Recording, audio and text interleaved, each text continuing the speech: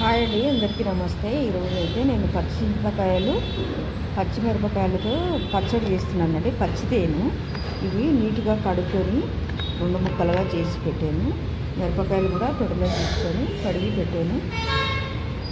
స్పూన్ల జీలకర్ర తీసుకున్న, దానికి చింతకాయ తొక్కుకు కావాల్సినవి 2 స్పూన్ల జీలకర్ర, 2 ఎల్లుల్లిగడ్డలు, 1 స్పూను మెంతులు తీసుకున్నాను.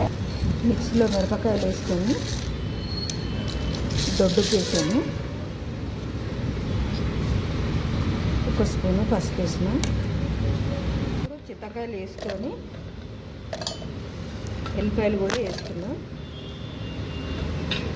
జీలకర్ర వేసుకున్నా,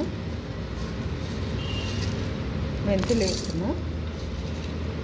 ఇప్పుడు ఇవి కచ్చపెచ్చ మనం మిక్సీ పట్టుకోవాలి. పచ్చి చింతకాయల పచ్చడి రెడీ అండి. మరి పచ్చడికి అయితే తాలింపు పెట్టాను. 4 పావుల నూనె వేసాను.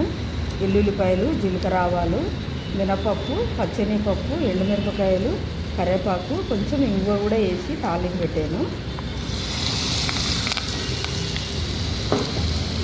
చింతకాయ పచ్చడి, పచ్చి చింతకాయలు, పచ్చిమిరపకాయలు పచ్చడి రెడీ అండి.